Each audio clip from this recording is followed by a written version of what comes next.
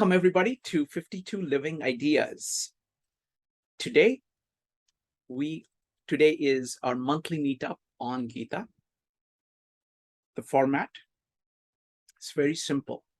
Everybody is invited to talk about their favorite idea from Gita that has had maximum impact on them. That's one you can talk about. Second, you can talk about any chapter that really spoke to you. Third, you can read any verses that you want from Gita that you like. And fourth, you can talk about how Gita has impacted your life. You can do any one of these four, and I encourage everybody to do so. Once you're done, I'm going to try to summarize in my own words what I hear you saying, and then I'm going to open it up for discussion. Everybody is welcome to make any comments about that point. Then we'll go to the next person. Go ahead and type an exclamation mark in order to line up to share whatever it is that you want to say about Gita. You can, in the beginning, we're going to keep it flexible. These are the 4 recommendations, but you're welcome to do something else if you want. All right, go ahead and type an exclamation mark if you would like to share your thoughts on Bhagavad Gita. We're going to start with Evanik. Evanik, go ahead.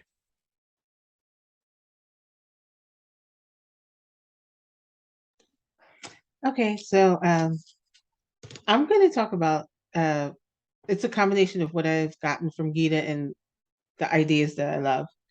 And the first one was from the Asian philosophy group when they did the Gita chapters 1 and 2. And the first thing that they talked about was that it, like Bhagavad Gita is God's song.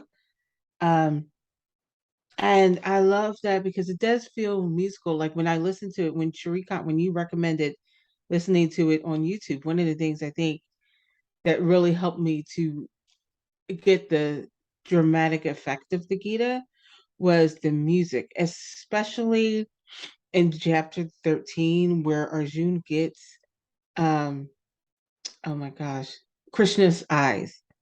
And he gets to see everything that Krishna sees, and that music and that crescendo that goes up, and he's seeing, life created and life destroyed all at the same time.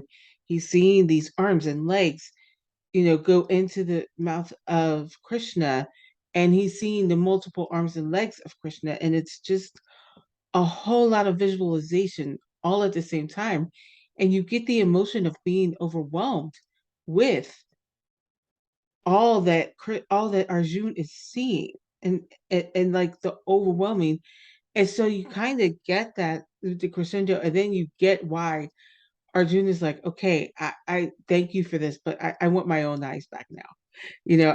I want to go back to the reality. I don't, he asked for it. It's so funny that he asked for it, but then he's like, you know what? No, I don't want that. So um so I love that, and like there's a rhythm in that you really get the impact of it. uh and it's action without, the second part was action without renunciation of the world, that you can live in the world and be a part of the world, um and enjoy the world without attachment to it. I think one of the things in the Bible is that we are taught is that you are not a part of the world. Or I shouldn't even say in the Bible. I should say in Christian churches, you were taught that you're not part of the world. And I think that, you know, I don't think that's true. We are a part of the world. We don't have to get caught up in the things, in the material things, in the things that we can't control. And I think that brings an element of stoicism in there, is that you can't get caught up in what you can't control, but you can get caught up in what you can control. And that's you. You can control how you react. You can control, how to act even when you're feeling one way and you want to do something different. Um, and then I also um I wanted to talk about the gunas. Uh, that concept. I remember when Yogeshwar was doing his commentary, and that was one of the things that was so hard for me to get. But once I got it, I was like, oh, it's great because it's tamas, which is no action, sattva, which is selfless action, and rajas, which is selfish action. Um, I think all three. I think what I learned is that all three are needed at certain times, at certain points. There's a point where you need rest, and I think your Gressrod covered this beautifully. Is that there is a time where you need to sleep and you need to rest and you need to do nothing. There's also a time um, where you need to be selfless and concerned about the people into the community, and then there's also a time for self care where you need to take care of yourself and maybe even pull yourself out of the world for a minute and focus on you. It's all a balance. And if you're unbalanced in one thing, you suffer with it, right? Like, and I love the way he put it. Like sometimes things just fall out of balance. But I think the key that Geswar always said was that you have to recognize when you're out of balance and maybe realign yourself. So I love that about the gunas. And then one another point from the Asian philosophy group was spiritualized results. Um, and it says, you have no right to the results. And I was like, wow. I mean, and I know that's what we had been learning when we were studying with you and Yogeshwar, but that statement really meant something to me because I still think sometimes that I deserve a certain result. I work hard. I deserve this result that I think should happen. And that's just not true. Like I don't have any right to the result. I can control my own action. I can control what I do. But the result is going to be what the result is going to be. And I'm going to look at it as hard work, and someone else will look at it as maybe not the work isn't as good as what I think it is. Even though I've worked hard on it, there's still going to be some areas where I can improve. And so I'm not going to get those results that I always want. And then it was talked about being a slave to the results. It's a bondage.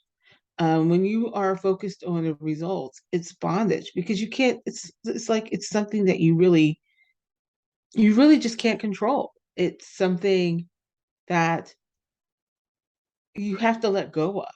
Um, I remember in the class I took, it talked about being committed to the results, but not being attached to the results. And I never understood what that meant until I started studying the Gita. It's like I can go for a certain result and I'm not going to hit it always.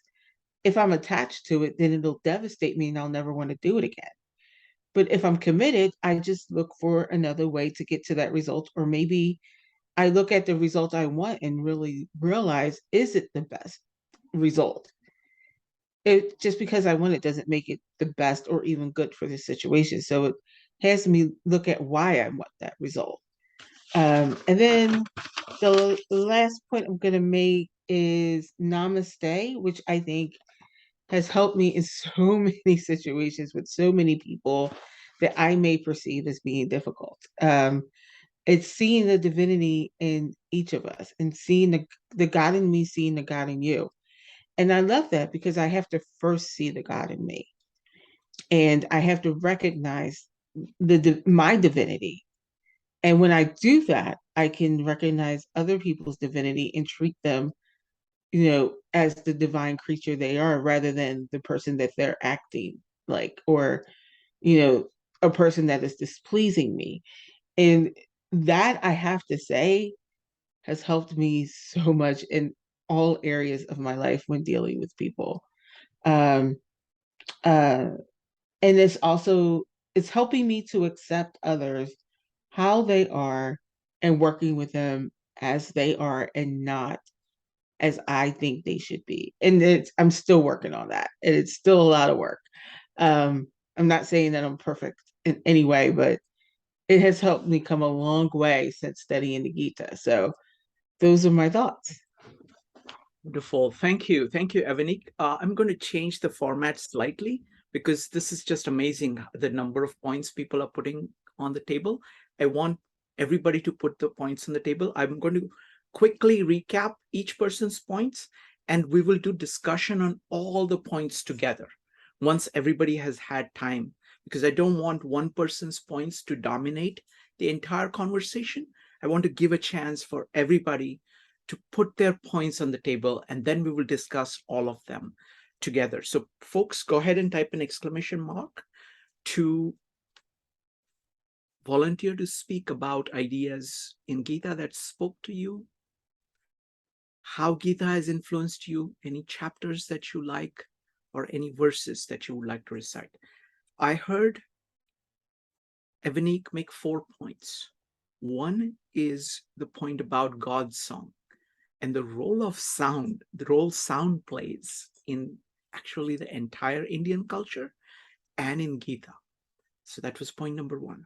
The second point was on karma, that you have, it's karmane vadikaraste mafaleshu kadachanam.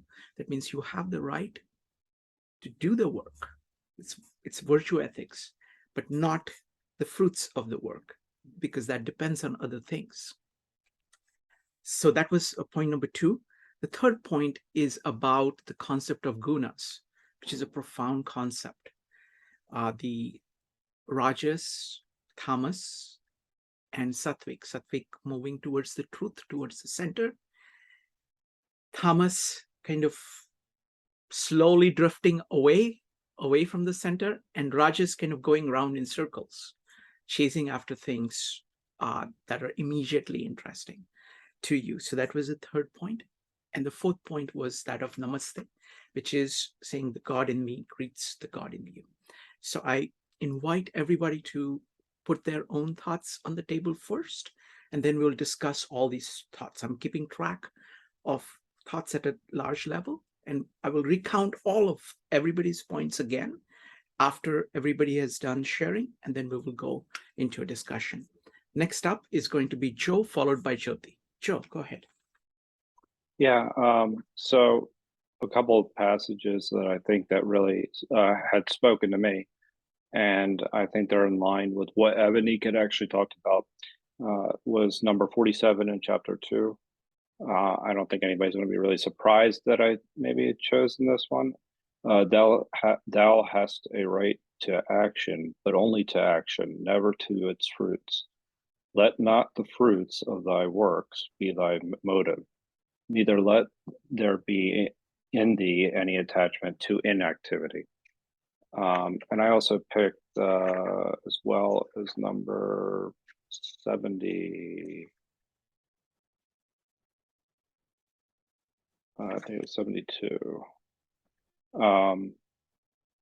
Who abandons all desires and lives and acts free from longing, who has no I or mine, who has extinguished his individual ego in the one and lives in that unity, he attains to a great peace, to the great peace. And I think that these two work together. And I know that this is only like a very small section of the Gita, but the reason why this has actually been so meaningful to me in a lot of different ways is some of the things that actually Evanik had talked about, being detached from outcomes and things along those lines. But if you, in Stoicism, they talk about the discipline of desire, and you are looking to desire the right things. But this is teaching you to look inward and to understand the root causes of your desire. And that's a very deep point. So once, if I were to ask anybody in here, why do you desire what you desire? And if you can answer that question, then you probably can find peace. At least you have the answer to find peace. You have the answer to challenge your ego in that process as well. You can distinguish what is the right thing, what I should say, how should I say this? What are the root causes as to why you deserve what you, or desire what you want, or desire what you wish. So if you, again, understand the root causes, then your suffering dissipates. And if you really understand that. And there's also the idea of how Nana and Karma Yoga fit into this process as a way of journeying and understanding the self. So, having knowledge of oneself and going deep and understanding that, I think is something that had resonated with me as well. As also, there are elements of like kind of self-control that you can start to put into place. But there's also it's not only detachment, but you're no longer having expectations if you really also are able to do this work. And this is really deep work and doing inward kind of real introspection.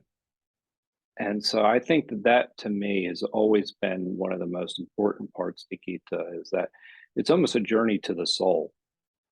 And once you make this journey, you can start to relate to other people more authentically. And not only relate to people more authentically, but this also directly relates to, as Unique was saying, it's namaste. You start to see the God in everyone else. You start to see the struggles that you have, and so you start to see what you start to see the struggles that everyone else has, and this allows you to engage with people on a whole new different level. So I think for me, going inward in order to go outward is what the Gita has given me. It's also given me a renewed sense of faith and the importance of it, and the importance of something bigger than yourself. That's not that I had ever lost. I always believed in something bigger than myself, but I think that this has given me a new perspective on that. So a little bit jumbled, but those two passages I think were the root. It was the start. It's chapter 2. I think is really the launching point for me, and then it gets into really deep things from there. But when I come back to it, that's what I often think of. Wonderful. Thank you. Thank you, Joe. Folks, go ahead and type an exclamation mark if you'd like to share. I heard you talk about 4 things, Joe. One was the issue of ego and attachment. We get attached to not just things around us, that also we do, but we also get attached to our current self, our own emotions, our own thoughts, our own habits. And that is an impediment that stops you from going to the root of who you are. So this concept of attachment and ego and overcoming that is a very large theme in Gita. Second was you talked about the relationship between knowledge and karma. It's a minor point. You did not focus much on it, so I'm going to keep it aside. But the big point that you made is, and you made it in various ways, is that Gita is about inner focus. It is all about knowing yourself, knowing your consciousness, being more self-conscious. And that is different from Western traditions like Stoicism, which are more externally oriented. They may be saying the same things in some ways, but they come at it from a more external perspective and one from an internal perspective. And you can see that very clearly in terms of virtue. When Marcus Aurelius is talking about virtue, he's focused on his primarily he's starting with the outside and then moving inside. Whereas when Gita is talking about virtue, they're starting inside and then moving outside. So it's a very good complement to what we have in the West, because we do need the inner and the outer. And the last point is the point about kind of renewal of faith, because in some ways, whether it is the Gospel of John or it is Bhagavad Gita or the Tao, really talking about the same thing. And it is talking about the same thing in a different way. So it allows you to really shake up your preconceptions, the cultural habits, the ritualistic tendencies that the religion or the practices that you have, in order to see afresh. And for me, it is reading Gospel of John is doing the same thing, because you're seeing the same principles in a different form. So you're able to see the heart of the matter a little better. So those are the 3 points that I'm going to put on the table once everybody has had a chance to speak. All right, so folks, go ahead and type an exclamation mark to share your thoughts on Gita. Next up is going to be Jyoti. Jyoti, go ahead. So since you gave us the permission for a la carte, I will tell you one thing. I was very brave. I dived into chapter 13, which I had little difficulty with because I embarrassed myself a few days ago. What I learned from chapter 13 was the distinction between known and knower. And Yogeshwar said, if you understand that, then Gita will become easy to understand. So I wrecked my brain to understand, and I think I got a hold on it. First, you need to know what is Kshetra and what is Kshetra Jnana, and what is Prakriti. What happens in this verse is that there are two things involved in your mind. There is a physical environment, there's an internal environment, which is made of thoughts, emotions, ideas, and intellect. That can change. And what does not change is the knower. Knower, and he gave a very good example about the mirror. When you see yourself in the mirror, you see a reflection. And that is not you. Because when you remove the mirror from front of you, you are still there. You are still one piece, you are still alive. You have all that in what known is there. Known, and then you have a space where all your ideas have been projected. So that is the space that is yours. That is the knowers. The knower looks at, or where there is an overcrowding going on, too many emotions, too many things going on, the knower, he contemplates in that space. He pulls back and he determines what is going on. He does not react. Whereas the known can react. So that, if you understand, that is a transcendence. So having said that, he also gave very good examples of eating food and anger.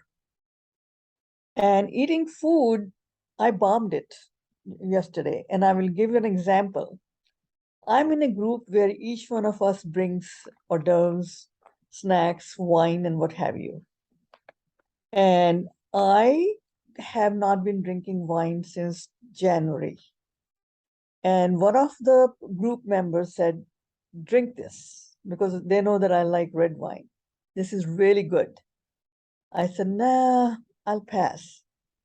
Then the other one said, oh, wow, this is really good. And I again said, I'll pass. The third time, I said, what the heck? I can just take a little bit since they're all raving about it. So that was the known who was talking about. And when the known got tangled with the knower became known, because then he was no longer in control. And that's exactly what I did. I was supposed to witness, I was supposed to watch that, not react and consume it. And that was a very good example that Yogeshwar had given. And that's why I came back and dived into it. And I said, listen, I made a mistake here. And then I was not any different than what is changing and what is not changing. I'm the one who was not supposed to change. The food was supposed to change. So, and same thing he talked about anger. When you are with an angry person, find out why he's angry. Who is he? First, you have to find out who is he? Why is he angry? What is the cause of it? And then you pull back, and then you think about it, and then you let it pass. You don't join the bandwagon. You don't get into with him. You just sit back and contemplate.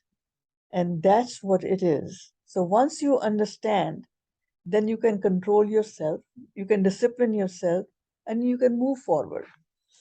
So this is basically I was going to talk about. I'm not like Ebony and Joe, but I like what they were both talking about karma. And one thing I liked about what Yogeshwar said, you cannot get attached to karma too. People think that if you're performing a good action, you can go overboard with it. You can't do that. You can do too much of that. Like I think that he gave example of rituals, because traditionally rituals meant something, but when you keep doing it, you lose the essence, and that's not something that you should be doing. And same thing again about the fruit. You cannot get too attached to the fruit. So these were the vital points that I thought that really impacted me. Uh, about the karma, I had always known about, from my childhood, that you just do with devotion. You don't expect anything out of it. You don't get attached to it. And if it doesn't work out, it doesn't work out. Don't say it was an exercise in futility, because it's not that at all. So karma basically has impacted on me again, reinforced me rather. And Gita has made me, I have always been a humble person. But after listening to Yogeshwar's chapters, verses, and the way he spoke about it, I think nothing like being humble in life. You don't fall flat on your nose when the crisis comes, because you're never on cloud nine. So that's my take on it. Thank you. Thank you. Thank you very much, Jyoti. Really appreciate it. I mean, you made a very fundamental point, which is a fundamental point of Gita, this distinction between Kshetra and Kshetrajna. So Kshetra is the field that you are operating in, and Nya means the knower. So the knower of the field, that distinction. It is a foundational distinction between existence and consciousness. It is your awareness of it. And to realize that that faculty of awareness that you have, your ability to be present, your ability to be conscious, has a very different nature than things around you. There is a tendency of losing that and taking on the properties of things around. So in that sense, you lose the ability of being present. And that is something that you always have, you always can do. But most of the times we are asleep. It is like being awake. That's a simple way of looking at it. Most people are sleepwalking most of the times because they are reacting to things in the past. They are reacting They are moving habitually in their actions. They are replaying the same emotions that they have, emotional patterns that they have. They're cycling through the same thoughts that we have. All of these are parts of the Kshetra. This is the field.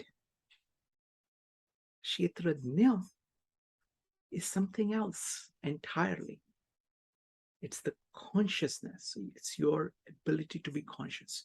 It's a very deep distinction, and I'm delighted that Jyoti focused on that. Thank you. Next up is going to be Paul, but folks, go ahead and type exclamation mark. Would love to hear from all of you. Paul, go ahead. Yeah, thanks. Those who've already spoken, I think I'm going to be kind of building off of those things. The first couple chapters, the beginning of the Gita, are the parts that never leave you in a way. Like they're in your mind. They come up for me because of the subject of conflict. And I used to think of the Gita as this sort of advocating for just war and things like that, but through the meetups Srikant did and other studies and thoughts, I understand more clearly that there's the whole inner work part of it, and this really important point that if it was really followed, there probably would be no war, because you can't fight unless you are not attached to the outcome. So if everyone followed, if there's like a martial arts rule movie where I don't remember which one, it's probably more than one, but the guy says he's in the, challenging him to a fight to a death, and the other guy says to his master, I can't fight him, I'm angry at him. So he had the attachment, so he just couldn't fight a just battle. But these thoughts stay with me a lot in terms of countering this idea that there's because it's so much about the inner work, and then there's some situations you get in where, and Jyoti talked about anger and kind of sort of putting it all, like sidetracking it or moving aside from it. But then there's the situations, like I saw a quote about something probably related to Hitler or whatever, but we want to live, they want to kill us. There's not much room for compromise there. But then you're fully into the attachment to outcome, because you're fighting for your life against an enemy. So I struggle with that dichotomy, but that's the gift of the Gita, is it makes you think through these things from that frame. So that's how I'll leave it there. Thank you. Thank you, Paul. Appreciate it. Folks, go ahead and type exclamation mark if you would like to share. I hear Paul say two things. One is the place of inner work in Gita, and that's a huge point. The Western culture tends to be focused on the outside as a primary thing. Indian culture is focused inside. So just learning, you need both of them, but having what we are missing in the Western culture is the inner work part. So that is what Gita does. And it does it not as a saying, hey, this is an idea, but it is an idea that is running through the whole of Gita. So it is part of the entire Indian mind, the Indian culture, and that's what you're getting. So that's a huge thing. The way in which conflict is seen in Gita is very fundamental. Like, yes, Arjun is actually in the midst of a war. This Gita is written in the midst of a war. But it is, and at the end of the Gita, Arjun goes to war. So it is not about conflict the external conflict. It is really about the topic of Gita is to be able to step back and look at the nature of the world itself and take even the conflict in your strides to see the naturalness of creation, sustenance, and destruction all around. So it is the Brahma, Vishnu, and Mahesh, and seeing that entire pattern of life and seeing that is part of nature. Knowing that and being able to rise above that, of seeing that as just waves that are going through you, but you remain the same. It's like you are an ocean and there are waves on it. Something like that. So thank you. Thank you for bringing up. Now, last chance for anybody else who wants to put some thoughts on the table. I will not say last chance. If you want to add something at a later point, you're welcome to do that. But if you would like to do it now, you're welcome to do it right away. Okay. Now let's see here. Okay, so what I want to do is I want to list all the points that people have made so far. I'm just going to go in the chronological order. Now, please use pen and paper to keep track of points that you would like to talk about, and then we will go from there. Give me just a second here. Okay. So let me go ahead and list the points. So there are going to be 1, 2, 3, 4, 5, 6, 7, 8, 9, 10. There are going to be 10 points. Okay. And what I want to do is you can just remember them by numbers and choose any 3 points that you would like to talk about and just put those 3 numbers in the chat. And we will start with points that most people would like to discuss. And then we will go to the next one and the next one as much as we can. Okay. Point number 1. Oh, wait a minute. Before this, we're going to have Nalini. Nalini, welcome. Please go ahead. Folks, again, you have, you're welcome to put more points on the table of what is it that speaks to you about Gita, any ideas of Gita that speak to you. Nalini, go ahead. I am going to talk about chapter 2, and specifically the verses from 11 to 18, I believe. I don't know how to, can we talk about like personal Sure. experience or? Sure. You're welcome to talk about anything that you want. Go ahead. Okay. So I love, there are 4 or 5 verses that I really love. And one of them is Najayate mriyate vakadachi na ayam bhutva bhavita vanbhuya ajo nityaha shashvato ayam purano na hanyate hanyamane sharire. And that is verse 20 of chapter 2, which means the soul is neither born, nor does it ever die, nor having once existed. And this is a translation, not mine, from someone else. Does it ever cease to be? The soul is without birth, eternal, immortal, and ageless. It is not destroyed when the body is destroyed. And the second one is Vasansi Jivnani Yathavihai.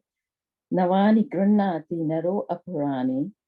Tatha Sharirani Vihaya Jivnani. Anyani Sanyati Navani Dehi. So that talks about how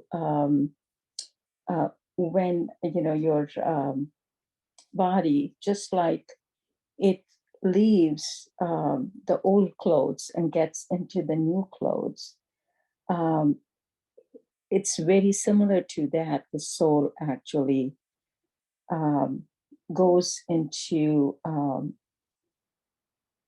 another, I guess, how do I say it? It leaves the body and then it goes into a new body. So the soul is immortal. I lost my husband in 2015. And it was a very difficult time.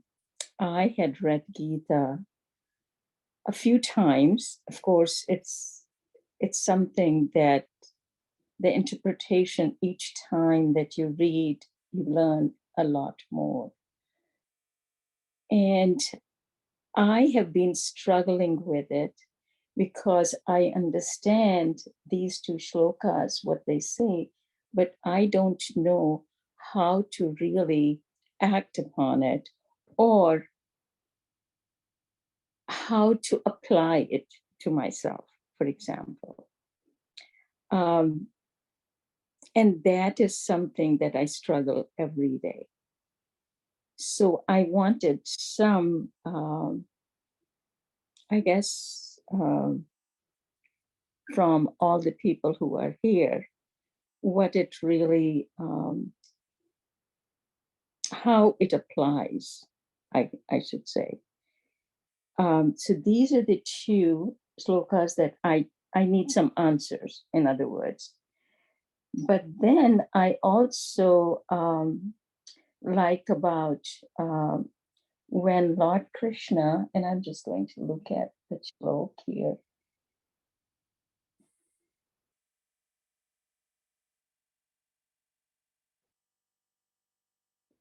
When, and that's the shlok 12, it says, this is Arjuna and Lord Krishna, of course, the conversation. And he says, never was there a time when I did not exist, nor you, nor all these kings, nor in the future shall any of us cease to be. And we know, of course, in the Vedic tradition, it usually begins with knowledge of the self. And Shri Krishna follows the same approach in Bhagavad Gita. Shri Krishna begins by explaining that, the entity that we call self is really the soul. It's not the physical body or the material body, and it is eternal, just as God himself is eternal.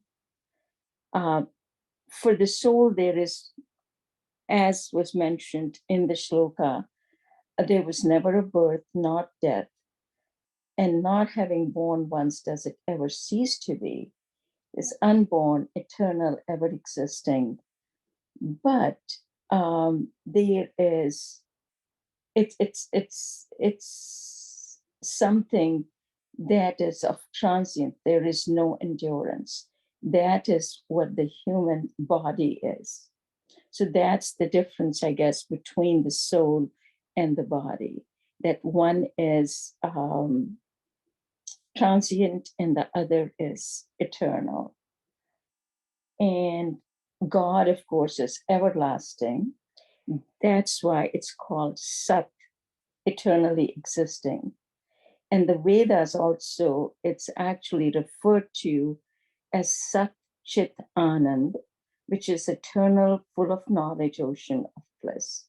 The soul on the opposite side is, the soul is, of course, imperishable, and hence it is Sat. However, the body ceases to exist, so it becomes a Sat. So that is the Sat, Asat part of it. And then soul is also Sat Chit Anand, but it is that tiny part. So it becomes Anusat, Anuchit, Anu Anand. So that, I have always loved that particular idea, or, whatever you want to call it. So those were the two things that I wanted to mention. Wonderful. Thank you. Thank you, Nalini. Now, Nalini, I certainly don't have any capacity of answering deep questions. These works are incredibly deep, and I certainly don't have the capacity of answering. And so the best we can do is to kind of discuss some of these ideas. But in terms of kind of putting it together, in any case, it is each of us have to do it in our own way. So we'll do the best we can. So I'm going to put two more the topics that you brought up. One is the nature of the soul itself, the nature of the soul, the self, the immortality of the soul. It's actually very similar to the concept of Kshetrajna, which Jyoti was talking about. So that's one topic that I want to put on the table for anybody to build on. And the second was the concept of Sat, Chit, Anand. Sat is like truth, that what it is. Chit is your consciousness of it. And Anand is the joy. So those are the two topics I want to add. So let me list all the 12 topics that we have. And then I would invite everybody to vote on the topics that they would like to discuss most. And we will go ahead and discuss as many of the topics as we possibly can. So let me recount all the topics that we have brought up. The first is the topic of the God song, the role of sound in Indian thought. After all, Om is a sound. It starts with by saying, in the beginning was the Om. It's the primordial sound. So sound has a very special place. So if you would like to discuss that, that's number one. You can choose up to 3. And what you do is that after I've done, keep track of the numbers that you want to vote for, and then just put those 3 numbers in the chat, one after another. And then we will go ahead and we'll have Evanique and Joe do the tally to have a double count to make sure we do it fair. And then we will go ahead and start with the topics which get the most, which most people want to discuss, and we'll have discussion on each of them. All right, so first one is the role of sound. The second one is the concept of karma. Karma, karmanne vadikaraste ma phaleshu kadachanam. You have the right to do the work. That is within your control. That is your right, adhikar. But not the fruits. So you have to be focused on the virtue of the action of doing the right thing, but not get attached to the fruits. That's number 2. Number 3 is the concept of gunas. That is rajas, tamas, and sattvic gunas that we talked about. 4th is the concept of namaste, which is the God in me reads the God in you. 5th is the concept of ego and attachment and its impact on us. What happens when we get attached to things around, and worse, when we get attached to our own things, like our own thoughts, our own emotions, our own habits, and identify ourselves with those rather than the core of us. That was number 5. Number 6 is the inner focus. Gita is a journey inward, discovery of inner things. I'm actually going to combine that with the inner work point that Paul talked about. So that's going to be number 6. Number 7 is the concept of renewal of faith. of actually communing with these works like Bhagavad Gita in particular as a way of reconnecting you to spirituality in a different, through different works. Next, number 8 is the concept of Kshetra and Kshetrajna, the field and the knower of the field, the meaning of the knower.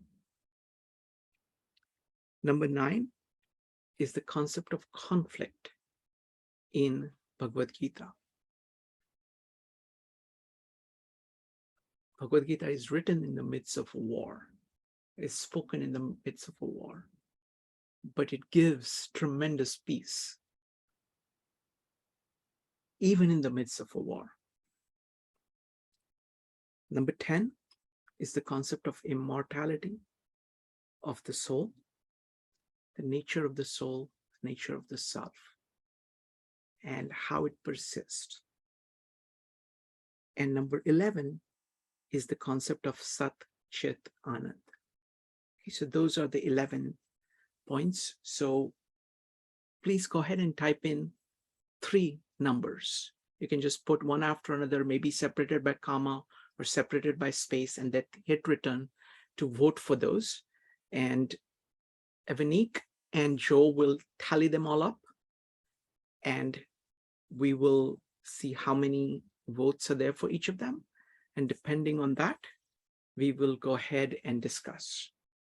So folks, go ahead and put your votes down.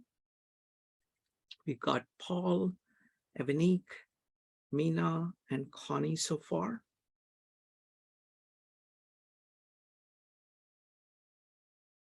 I'm going to give about a minute or so. Please go ahead and vote. And we will go ahead and tally up everything. And then we'll discuss as many of them as we can. Anybody else wants to vote? 8, 9, 11. There's lots of 11s. Let's see here. Immortality, gunas, and ego. So immortality is 11, gunas is 3, and ego is 5. So it's 3, 5, 11 for Nalini. Otherwise 1, 3, 11. All right, 5, 10, 11, and 4, 7, 8. All right. So we'll give another 10 seconds, and then we will go ahead and tally up the votes. You can't vote too many times. That's okay. Thank you. All right. So folks, go ahead and Evanik and Joe, can you let me know how many votes for each of them? Take your time to tally up. Yeah, that's fine. You ready? Yeah. Okay, go ahead, Joe. 2 for 1. Okay. 3 for 3. Mm-hmm. 1 for 4. Mm-hmm. 2 for 5. Mm-hmm. 1 for 6. 2 for 7. 1 for 8. 1 for 9. 3 for 10, and 3 for 11. Okay. Okay. Evanik, whenever you're ready. I think mine's 4 matched, Joe, for, except okay, that I have 4 4 for for 11. I have 4 for 11. Okay, I'm everything sorry. else is same. 4 for 11, right? Yep. Yeah. So we'll start with the 11, and then we will go to 10, and then 3, right? Those are the ones with, so it's 4, 3, 3. Is that correct? There's also 5. 5 Six. also has 3. Oh no, there's 4 for 3. I miscounted. 4 for 3. Then I have 1, 2, 3 for 5. Yeah, 4 for 3 is right. 4 for 3. Yep. and 3 for 5. Okay, so we will discuss immortality of the soul and self, then gunas, then ego and attachment, and then conflict. Okay, so in that order. All right, folks. So the topic is number 11. Go ahead, and that's going to be on immortality of soul. The point that Nalini brought up. If you'd like to say something, go ahead and type an exclamation mark. We're discussing only number 11 right now, and we'll go from there. We're going to start with Evanik. Evanik. So something Alina said about the immortality of the soul and the putting on of new clothes. And I was thinking of the Bible when it talks about that, like once you pass in your mortal body, that you put on new clothes. And I always wondered what that was about. Like, because I'm thinking the soul it's not a physical body. And just hearing that in those works makes me think that the soul, there is another body that is the soul.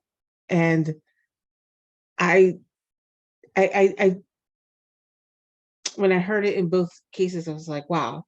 And I think when you talk about the immortality of the soul, I think it's the essence of who you are that never dies. And I I always think it's like you're still a part of this world, but you have, when people say you've transitioned, I think you transitioned into a new body.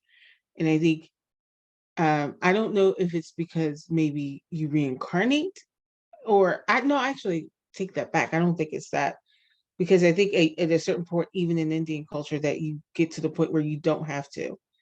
And I think that's where we're all heading. And I think once we get there and we don't have to reincarnate into another body because we've gotten where we need to be, it's a whole different experience. But it's hard because who comes back and talks about it? So I do think there is an immortality of the soul, because we have a conscience, and it it's like a need to be im, im, oh it's a need to be infinite or immortal. And I think because we have that want, that need, that desire to want to live forever, I don't think it's like in our bodies, because our bodies age and decay, and eventually we will not want to be in our bodies anymore. But I think there's still that need to move forward. And I think it's real. So those are just my initial thoughts. Thank you, Evanik. Next up is Joe. Joe, go ahead. So when I think that when I think of the soul, I think of the understanding the relationship to another. That's the way I look at when I think about the soul, and understanding some of the things that actually Jyoti had referred to, understanding thoughts, actions in in the material world, and understanding the knower and the field. So when I think about it in terms of, I think it's a form of authentic knowledge and the understanding of oneself, the realization of oneself.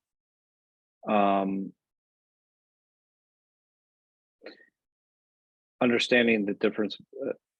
Well, I was going to say the feelings and thoughts and the sensations that we have. I think that is a key to understanding our soul. When I think about it in terms of Gita. I'll just leave it there for now. Thank you, Joe. Next up is Paul. Paul, go ahead. Yeah, to Nalini's point, I can't speak for Nalini, of course, but I can speak for myself and how I share what you're talking about, Nalini. I think taking the hardest death I have in my life was my sister, and um, this passage helps part of it, and it's kind of appropriate that it not help another part of it, because I miss the way she talked, a smile, some jokes she would tell.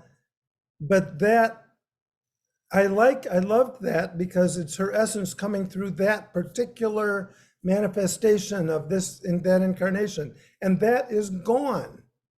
So this passage doesn't help that. In fact, it pretty much says you've got to accept that that's gone. But what's the comforting part is the thing that made me like that smile and those jokes and her being is the essence, and that survived. That's my best take on it that I can give personally. And it does coincide with the Gita, I think, in terms of the thought process. Thank you. Thank you. Thank you, Paul. Really appreciate it. Next up is Jyoti. Jyoti, go ahead. Yeah, just like Nalini, I lost my husband too in 2018. And the thing that gives me a little peace is the understanding of the soul. And I think that puts me at rest a little bit, because I think we all have an eternal soul. Because when the person dies, usually they say, take the body out. They don't say, take Paul out. Like my husband's, died, and they came to get the body. And right away, they started to call him body. Nobody was taking his name. They said, let's take the body out. So having said that, the soul inside his body was not decayed, never became unnamed. It went with him. And that's what gives me some satisfaction, that it's gone with him somewhere. He has reincarnated, depending on his karma, of course, which his karmas to us. We witnessed good karmas in him. He's a good man. He was a good person. So I think that's what I was raised to believe. And I feel quite happy with it, because it made the process a little bit after I went through the grieving. I started to feel a little comfortable with that notion. And Nalini, I don't know if you remember, you had made a point in Shashi's presentation last month. You said that Arjuna started to cry. Was it when Abhimanyu? And you made that point, Yes. right? That Mhm. Krishna told him, no, you can cry. You have to Yes. cry. But now you have to go back and do the work. Yeah. So, you know what I mean? Like those kind of things do help me to overcome some of my own grief. So that's my take Thank on you. soul. Soul never dies. Thank you. Thank you, Jyoti. Next up is Nalini. Nalini, go ahead. I just, what you all said, it helped me. I have analyzed and analyzed and analyzed. What I think Paul said, and that is where I am, that yes, he is gone, the body is gone, but I have those beautiful memories of him, which will never go away anywhere. And that's just like Paul said, just, sitting, chatting, his reading poetry to me every night. And, just beautiful memories. That's what comes back to me every day. And then I realized that he is in a way with me because I still see him in my own way. And there is always grieving, but there are just beautiful memories that I love, and I can laugh and I can think about those. but still it's hard, and I still don't know how to apply it. It's just what Paul said. It's very hard. You read it, you think you can apply, and then it says, you know, that soul is somewhere, but I don't know where that soul is. So those are the questions that I do have. I have tried to read several interpretations, you know, and I, of course, am a novice at all these things. Gita is something that is so, so deep that it's not easy to understand, but at the same time, it shows you a path.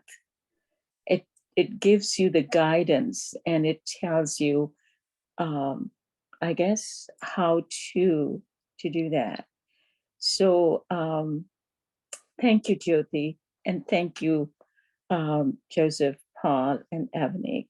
And now I think we will hear from Shirikant, because I was going to wait after that. Then I just decided, because Jyoti was very kind to talk about a few things.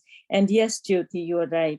That's why I had brought that particular verse when you know, Lord Krishna runs to be near Arjuna. And even though we know all about it, and he had already said in chapter 2, he still goes and he says, yes, it's okay to cry. And he wants to give him the support that he needed at that time. So that showed the human side of it. At least that's what I thought or understand. Thank you. Thank you, Nalini. So you know, it's like, it's very difficult for me to talk about this, and because you know, this is such a deep work and such a deep topic, but I'm going to try. Okay, I'm going to try. So it's an issue of spirit. You know, let's look at the meetup yesterday. Okay, one point that Gary made, which really struck with me, is the distinction between virtue and other things. You know, you have your desires, you have your memories, you have your other things, and then there is virtue. Virtue is something different. That is really your spirit. That is your consciousness. That is your determination to do things. And if you look at what that spirit is, right? Now look at it from the perspective of Gospel of John. What is it that Jesus leaves behind? He leaves behind the spirit. Where does he leave it behind? It is actually in his disciples. It is the virtue of the person. It is the way they act. It's that their spirit is their virtue. And that you have if you love them. If you love their character, if you love who they are, you have their spirit, because that's where it lives for sure. I mean, that is the whole message of the Gospel of John, saying that that spirit, which is the same thing as Kshetrajna, it is the same thing as witness, it is the same thing. And in a sense, that spirit, you can look at it over a shorter period of time. This is a point that Yogeshwar did a very good job of making. You know, you go to sleep. If you have done good things, next day you wake up a little bit better.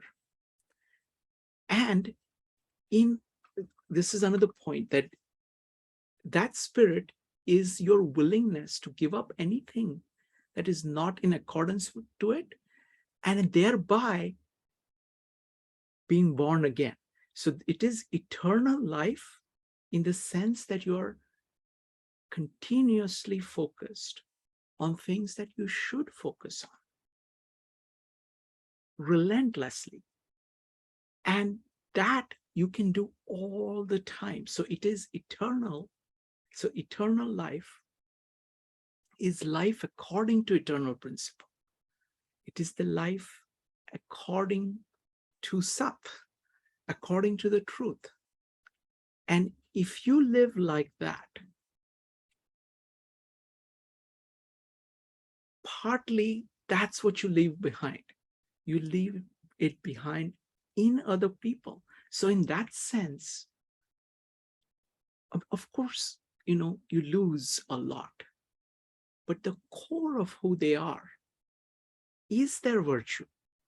And that is their spirit, that is their soul, that is their self. And that you can never live, you can never lose, because it is with you. How can you lose it? So yes, there is a loss, but the most important thing about the person, you do not lose. So that's how I understand it. Thank you, Nalini. Thank you so much. Thanks. Next, let us talk about gunas. So, any thoughts about gunas? These three gunas: tamas, rajas, and sattvic. Okay, sattvic means focus on the center. Tamas means being lazy and just drift away from the center. And rajas means being attached to whatever it is that is part of your life. And so you're going round and round without going closer to the center. So those are the three gunas as I understand them, but would love to hear anybody else's thoughts about gunas. Go ahead and type exclamation mark if you'd like to speak. I'm going to start with Joe. Yeah, I have some notes on the gunas. Yes, Thomas Guna, Thomas, it's dull, non-action. And what I actually think of in that particular circumstance is I think of outwitting the devil, somebody that's drifting, the book. So, somebody that's not necessarily, they're not actively seeking anything. So that's what I think of with Thomas Guna. With the Rajaguna, it's the, yes, as you'd mentioned, it's the quality, the passion, the activity, and even self-centeredness is something that I noted under here. And I look at that as where the emotions are taking over your decision making. And then not only are these emotions taking over your decision, but they're clouding your judgment in many ways, taking you away from the center. And Sattvic, I remember asking Yogeshwar, is anybody that? It's almost like an ideal kind of way, that you have this clear, calm, and truth. Everything is very clear to you as to what to do, what action to take, and you're completely in balance with the universe. And so that's how I understood it. And there's a whole, I'm just giving high level of what these definitions are, but there's a whole philosophy that goes underneath here for each one. So anyway, that's how I have them noted. Wonderful. Thank you. Thank you, Joe. Anybody else wants to talk about the gunas? Go ahead and type exclamation mark if you'd like to talk about the gunas.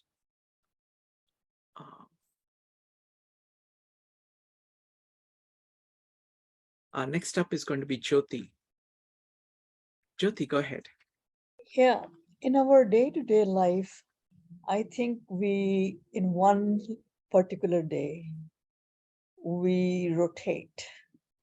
We don't choose one day for sattvic guna, rajasic, rajasic guna, or what is the other one? What is the other one? Tamasic, What is that? I'm sorry. tamasic, Tamasic guna. So you get up in the morning. Sometimes you're late. You are feeling a little late, lazy. So you are saying, well, I had a late night. I have to take the dog out, but he can wait. So that's tamasic. Then you can get up and you can follow your schedule. You can be very dedicated in your schedule, and it's a selfless action, and that's your sattvic. And then comes some chaos in the afternoon. You are getting so many calls, and you are getting very upset with the emails, with the phone calls. They're putting you on hold. That's rajasic, because you are not the person that you got up. You are not the person later on that you were. So it's almost like you are changing your roles constantly. But this is a day to day. But in life in general, you do choose a guna. You do want to do selfless action. You don't want to hurt anybody. You want to do something for somebody, and that has no agenda in window involved. And that, to me, if you choose that, then you are on the path for sattvic, and that is the right path to do. So that's how I look at gunas. Thank you, Jyoti. I mean, one of the great points that Yogeshwar consistently made is that Gita is all about acceptance of life, acceptance of reality. These gunas are part of you, and you have to start by accepting that they are, and then work on them. That's what I would say. All right. Anybody else? Evanik, go ahead.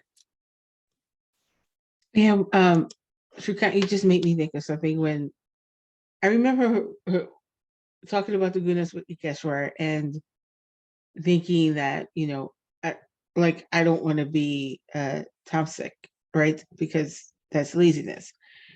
And he said none of them are bad or wrong. It's just what they are. And when you were talking about being reality and then changing it. And I love when he said that, because he's like, all of them are necessary for you. There are times that you need to be lazy and not do anything and refocus. And there are times where you need to be selfless and, go towards the center. And then there's times, where you're just going to be selfish. It's just accepting who you are as a human being in this body. And like you said, once you accept it, you can see when it needs to change. Like something inside you will move you to change. If you know you're being too lazy, there will be something that will inspire you to get up and move and do things. And when you realize that, you're being too selfish and you're not worried about what's going on around your people, you will change that. And even he said you could be too much sattvic, which is selfless, going towards the center. He was like, you could be so focused on the center that you're not focused on the reality of what's going on around you. That's all you're focused on, is getting to the center, and you're not looking at other human beings. So I love when you said that about reality, because reality is we are all three of them, and that none of them are truly bad in and of themselves. And I always remember your guest were saying that.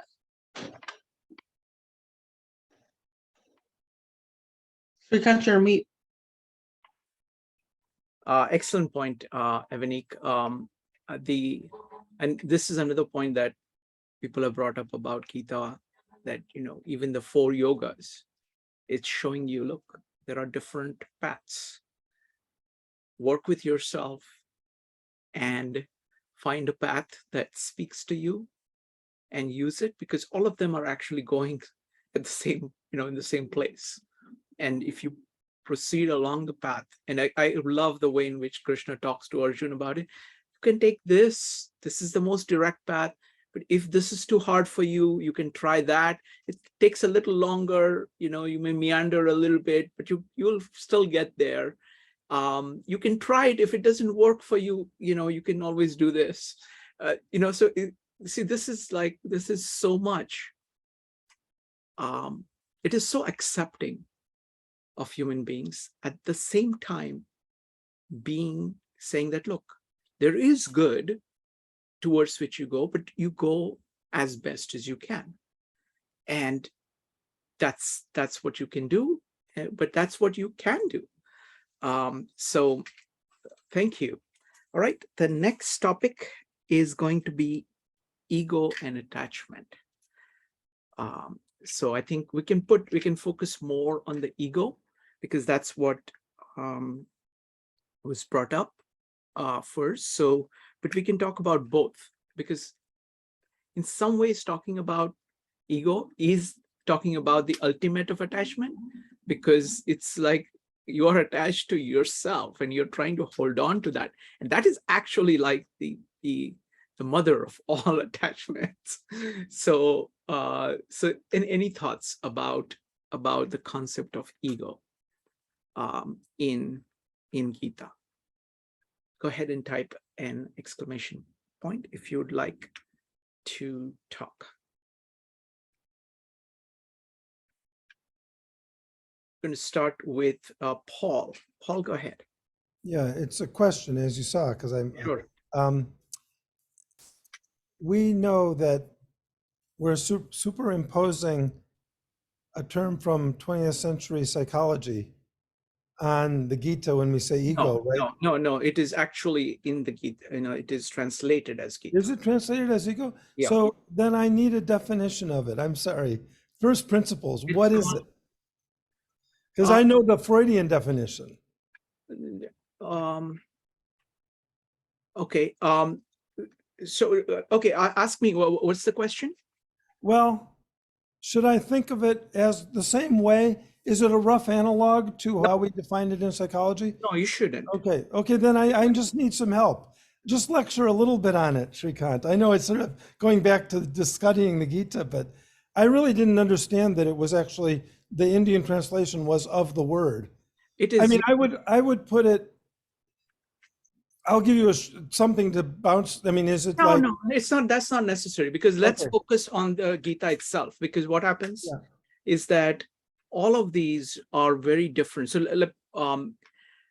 see, this is, when you're trying to look at, I'll speak for myself. When I'm trying to understand something like Gita, trying to understand it in terms of the concepts I already have, it is what ends up happening is that you lose most of the unique concepts that the other place has, because you're simply trying to use the concepts that you have and trying to do the mapping.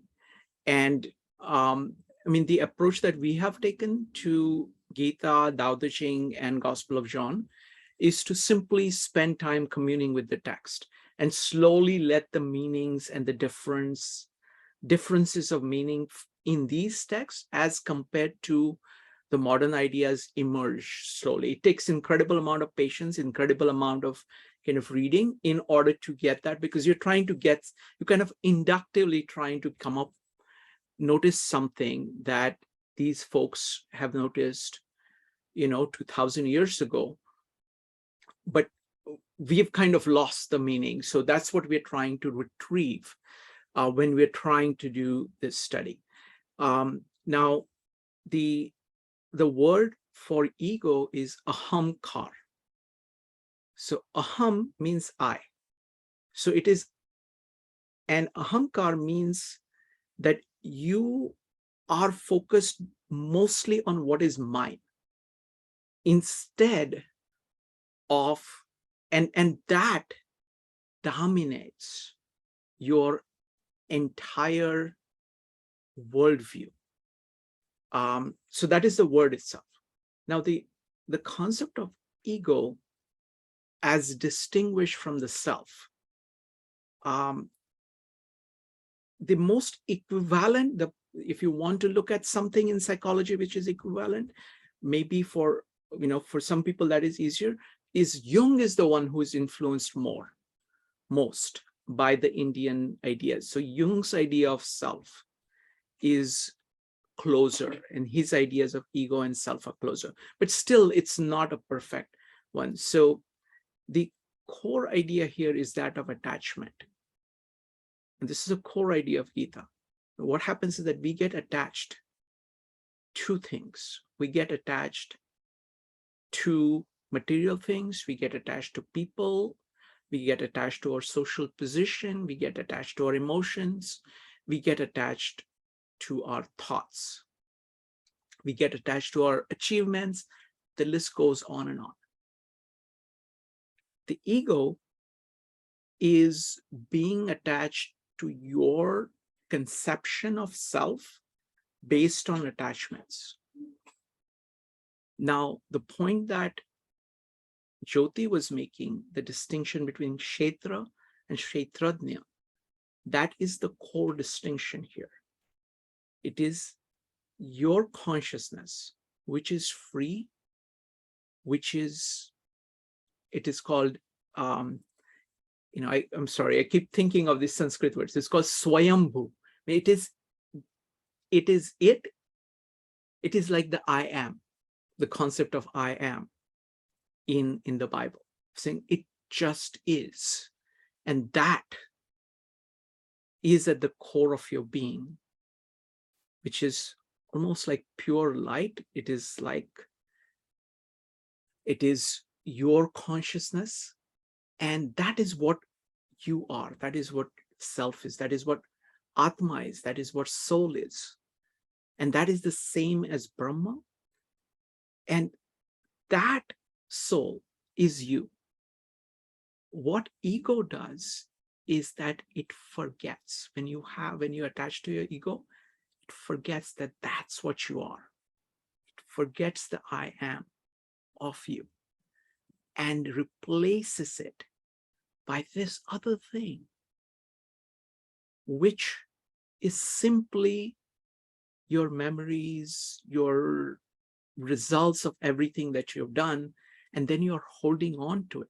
And in the course of holding on to it, you stop being yourself. You stop being conscious. You stop being present. You stop being alive. You are taking a corpse of yourself, of your past, and just holding on to it, of yourself, what you were in the past, and think that's me.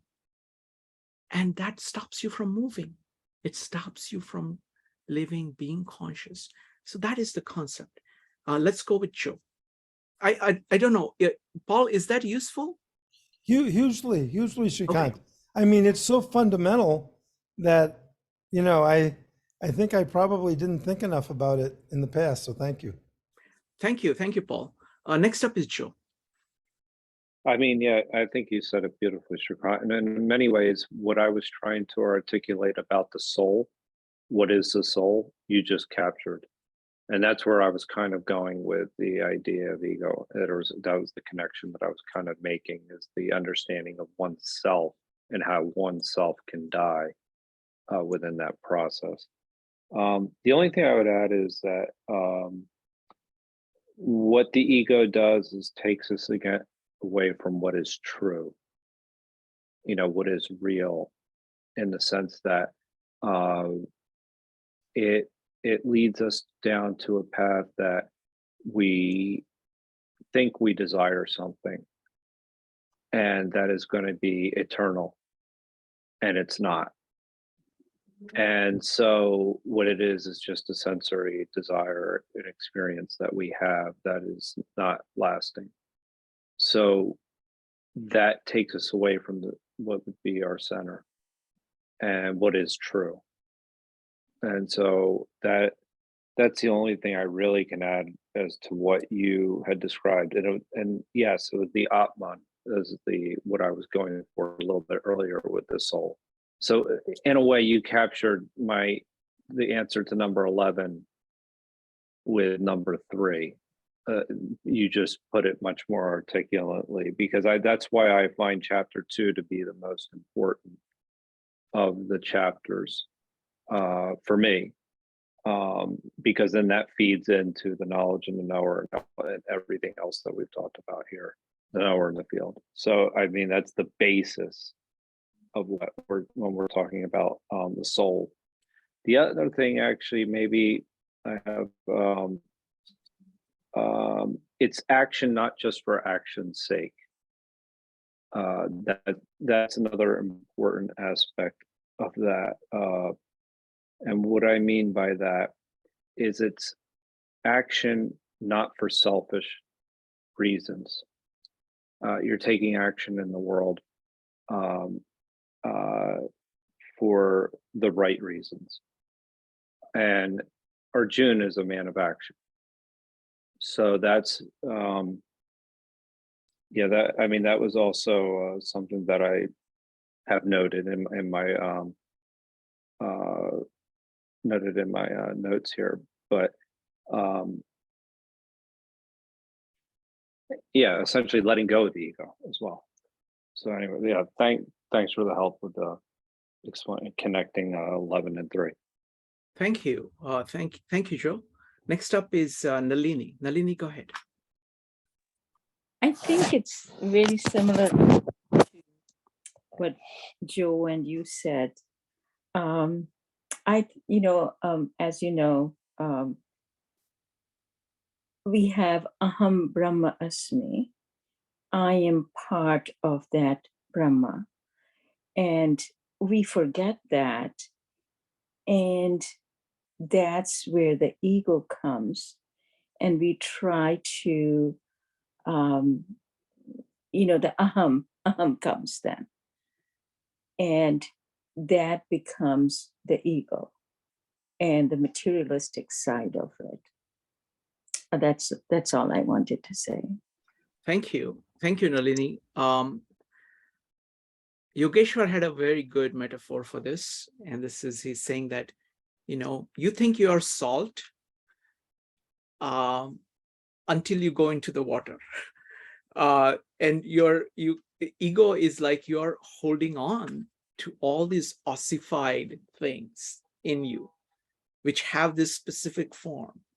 But what you are is you are actually ocean. You're part of the ocean. You're a drop, but you're a drop of the ocean.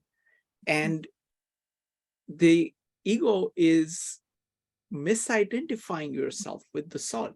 Yes, there is salt in you. That is part of us.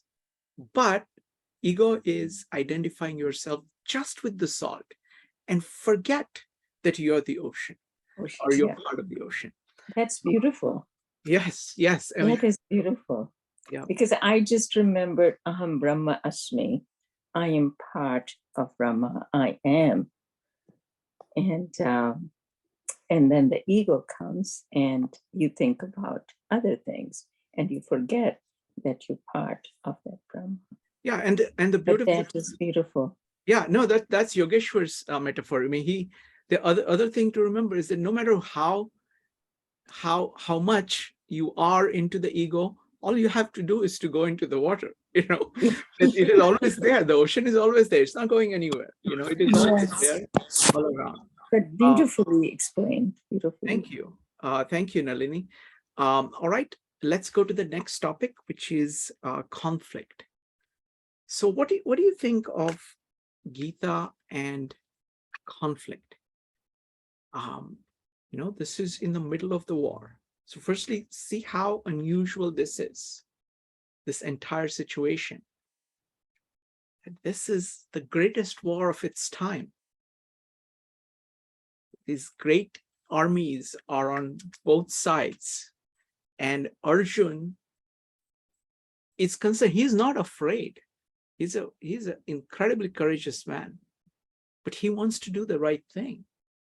And he says, look, there is this Bhishma, and Drona. I mean, those are the two people that he was really attached to. His teacher, who's like his God, and his grandfather, the most revered person in that entire, the entire kul, the entire tribe and family, large family. He was the grandfather, and everybody revered him. He's grown on his knees. So he's asking, how is it right for me to do this? I would rather be a beggar. I would lose, and I would rather die rather than kill these people. And so how is it right? So this is, the entire Gita is told in this context of war. Yet, it gives so much peace.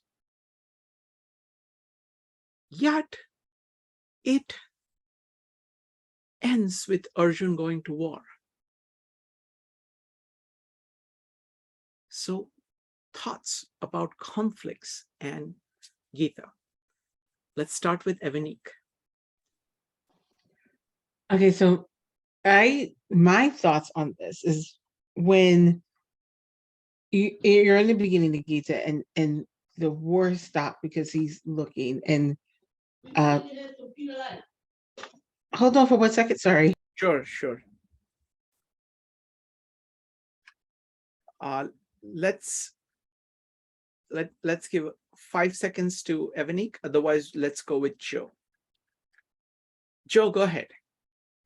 I mean, the reason Arjun's meant is to fight. I mean, it's one, we have to think about the dialogue that needs to occur between Krishna and Arjun in order to have this journey for self-discovery and this idea of, in the middle of the war.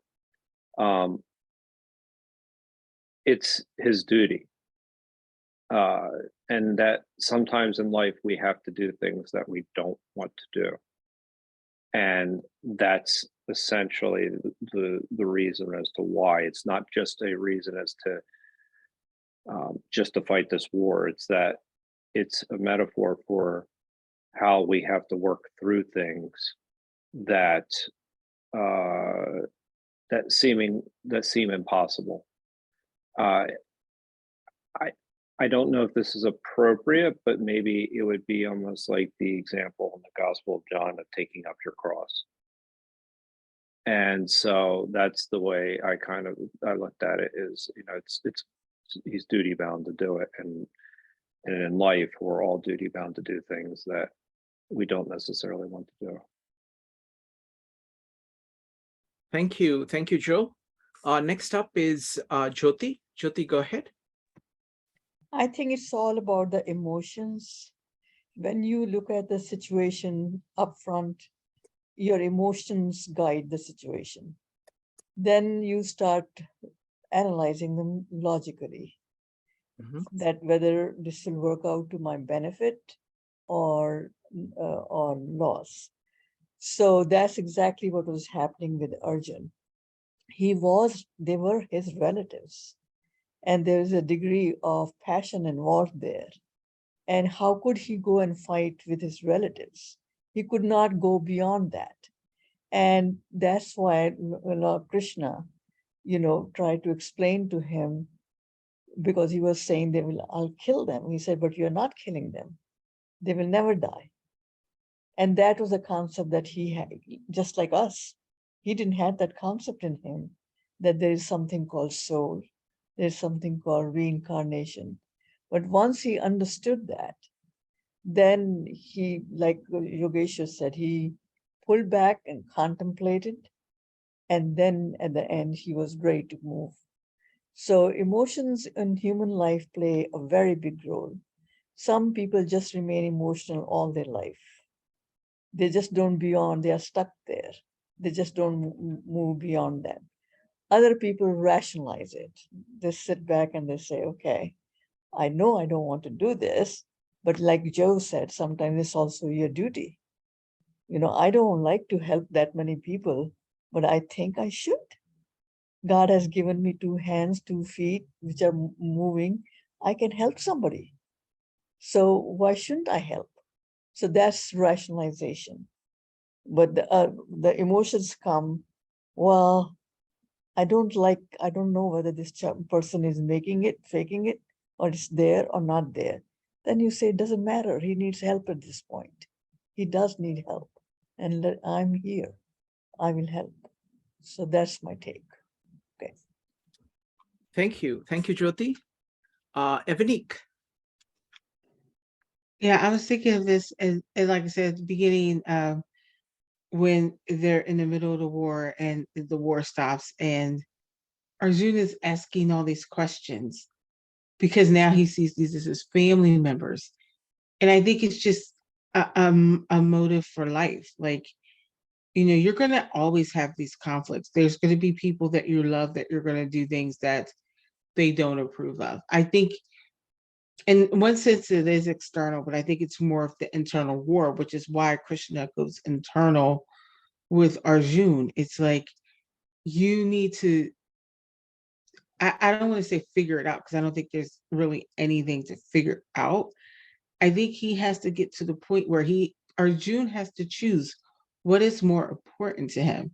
Like in the beginning, he chose it because he chose to have Krishna rather than the armies. He chose the spiritual rather than the physical. Like you would think that, um, you know, the other side would have chose Krishna because he was God, but they did not know him. They were not seeking him. Arjun was seeking God. And so, but our, I think he saw what he was attached to and he didn't want to give it up. And, it was the love that he had for his family. And, he sees his grandfather, he sees his teacher, he sees all these people that he loved, and he doesn't want to give that up. And I think that's us. It's like we see all these people or we see all these things that we love and we just want to hold on to them. Like you were saying before, Shrikant, when you were talking about the ego is living in the past, it's a very hard thing to give up. It's our comfort. And I think by the end, once he goes through that spiritual journey that Krishna takes him on, and he has to shed everything, he's now like, I'm ready. Let's do this. I know that the people on the other side, they think they're doing the best thing and they're going to transition into a better life. He accepts that he's going to have to kill some of those things, but they're people and they're spiritual and their lives are going to go on in another way. So I think that's the conflict, and it's the hardest conflict because you're in a conflict with yourself on what to do. And you know to go the path that you're meant to go, that means you're going to have to leave some things in the past, and it's hard. But that's my thought. Thank you. Thank you, Evanique. Next up is Joe, followed by Nalini.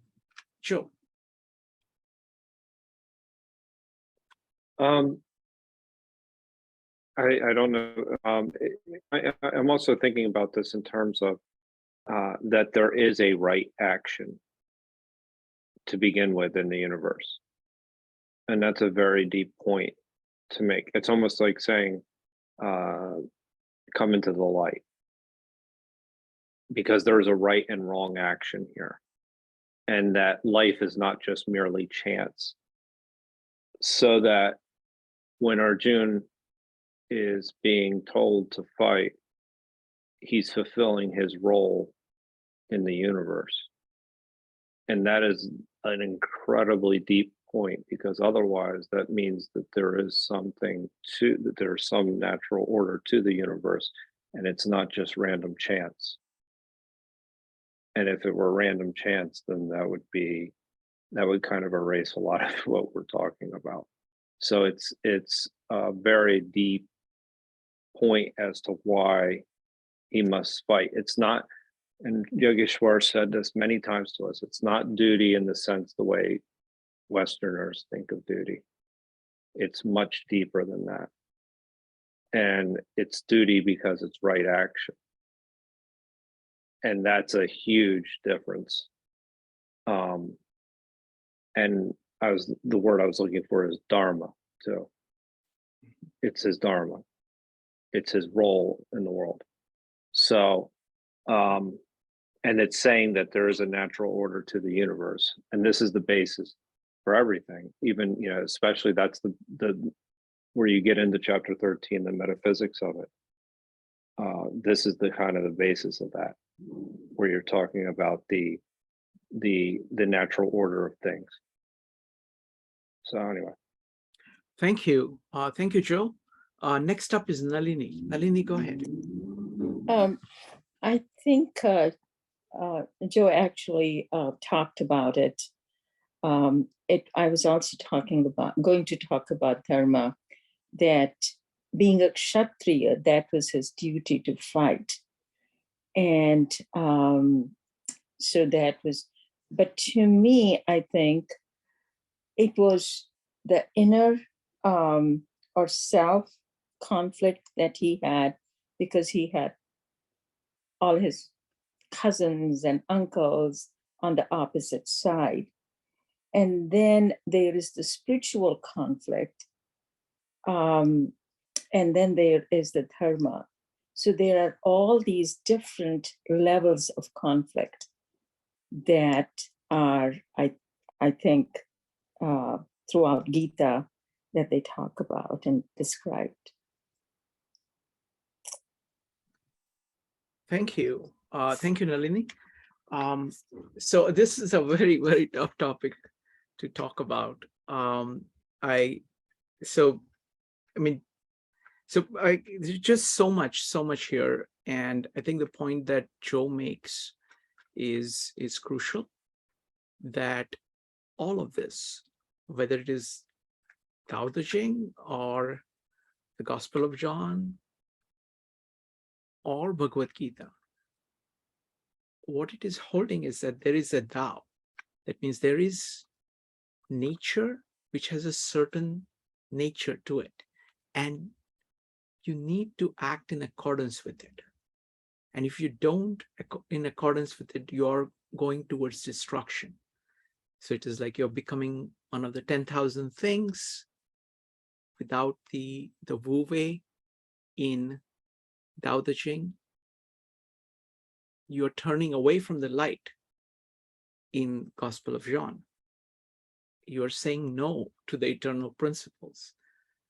In Bhagavad Gita, you're getting attached to specific things without, while losing the perspective of Brahma and what you need to do in order to pursue, to act in accordance with Brahma.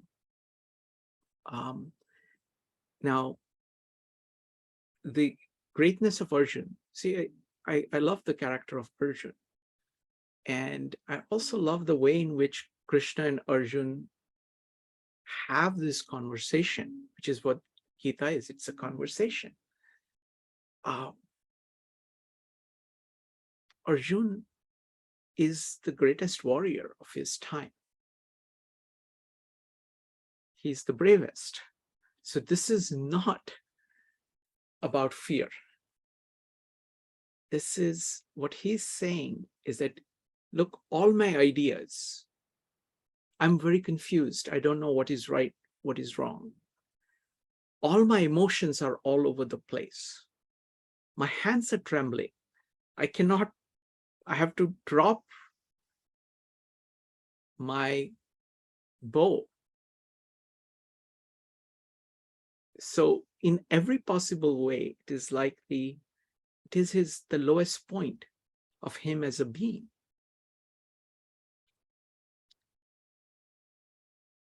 In the midst of this tremendous conflict. So what it is saying is that you can be in that position of Arjun, where all your ideas, all your emotions, all your physical surrounding is in that state. And then Krishna talks to him. Okay. And he's not actually lecturing to him. He's talking to a friend. He's talking to him as equal. He, don't know where it was. I think it was in one of Naneshwar's commentary of this. He says, the way in which Krishna describes Arjun is that if I take all my relatives and put him on one side of the scale and put just Arjun on the other side, Arjun is heavier. Okay, so that is his approach to Arjun. And then look at the way in which Krishna talks to him over this entire Gita. Look at how he systematically shows him different things. Like in chapter 2, he's showing him that you have this sthita prajna, the idea of sthita prajna. That means you have this steady wisdom, steady light at the core of your being. And that remains so, regardless of whatever else is going on. You will have these things, come in and just blow over, but you remain there. You're still there. And you remain there in light, in wisdom. You never lose that. That is what you're capable of.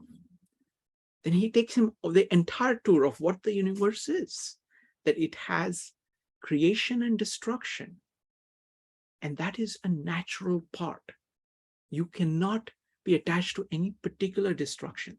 So in one hand, in second, he's showing that there is something in each being which is untouched.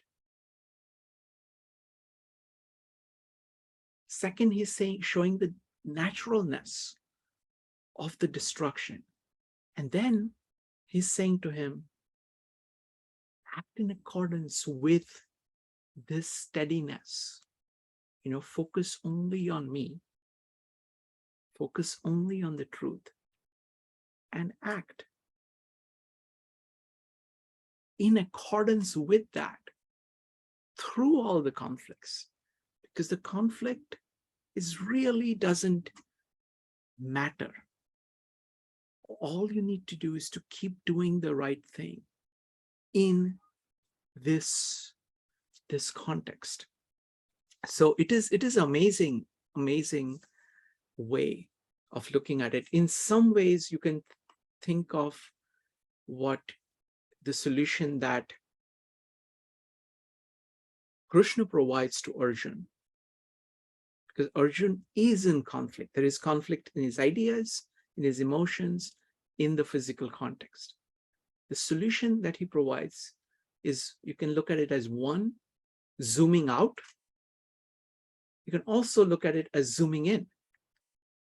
He goes outside to show, look at this conflict that you're faced with, and look how small it is, how natural it is, part of the whole scheme of the universe. On the other hand, he goes in to the core and shows, look, in spite of this conflict, here is a point which is unmoved in you. So he's showing it from both kind of inside and outside. And when you have that perspective on the conflict, you are ready to act according to what is true to the core of your being and what is true in the universe. And considering conflict as natural part of this entire play of things. Never forgetting what is constant, what remains constant throughout. So just amazing points. All right, let's see. We're about towards the end. So this is what we are planning to do month after month after month for Gita. And we will do the same thing for Tao Te Ching. I really like this format, but would love to see what you all thought about this meetup. So go ahead and type an exclamation mark if you would like to share your thoughts about this format and how did today's meetup go? We'll start with Joe. Joe, go ahead. I like this format a lot for a number of different reasons. I think it actually forces us to prepare a little bit, and it brings us back to the text and make sure, you know, we understand the core concepts. So I very much appreciate this this like being put in a position where people put ideas on the table and we have to explain them. I think that that way we can actually, well, we're learning from each other no matter what. But I think that that's a really good way to learn and not forget the lessons that we've been taught. And so, yeah, no, I think that this format's excellent. Thank It's you. a tough format, but it's good. Thank you. Next up is Evanique. I want to say I like this format as well, and I think it'll be great for both Tao Te Ching and this format. And you know, it's useful for any concepts that we've studied in the past that we kind of need a refresher on. Maybe some topics that were done, you know, back when, you know, even like last year or something like that, or the last couple years, just to refresh our minds. I think it's good. I think when you're asked to come and prepare, you know, what spoke to you, it does make you go back, because I loved going back into my notes and, you know, see what did I learn, you know, what did I grasp out of it. And I agree, like it is kind of tough in the sense that you have to really explain yourself, but I think I wouldn't even use the word tough. I think it's more like thought provoking. It makes you think about the text that you're reading, and you're not. I mean, I love Yogeshwar, and if he were to come back in a second, I would be like, yes. But I think at the same time, you can't just lean on Yogeshwar, right? Like you have to really apply it. So I think it allows you not to lean on a speaker, but to lean on each other as a community. And I think like adding the leaning to the community, she gave some beautiful thoughts. Jyoti, Paul, you know, everyone that spoke, Joe, of course, and of course you, Shrikant. Everyone that spoke today added to the conversation. And I just think overall it was very useful, and it's very good to see what other people are getting out of it, because you think about more things, like when you're talking about the ego being the past and being calcified, and you know, bringing this calcified body with you. I'm like, ooh, that's a new thought I never thought of, but you get that through this. So thank you. Wonderful. Thank you. And folks, we are going to do the same thing for Tao Te Ching next week. So don't miss that. Again, you know, you bring your favorite verses from Tao Te Ching. Nalini, yes. What did you think? No, that's right, because I don't know anything about Tao Te Ching, so I just wanted to know if there is something. I guess there is a Wayne Dyer recording. The one I would recommend is Ursula Le Guin. So on YouTube, it's only 52 minutes. It's just 52 minutes. So you can just start from Tao, it's Tao Te Ching. So TAOTE. CHING and Ursula. And what's the last name? Ursula? Le Guin. Is it I don't know how to LIG? pronounce it. Okay. Joe, could you type it in the chat? And so I would listen to that as preparation. All right. Okay. So and also one more question. I'm sorry. Sure. But Avani mentioned in the beginning that there was a particular, I think, video about Gita. Yes. So let's see if somebody can put in the.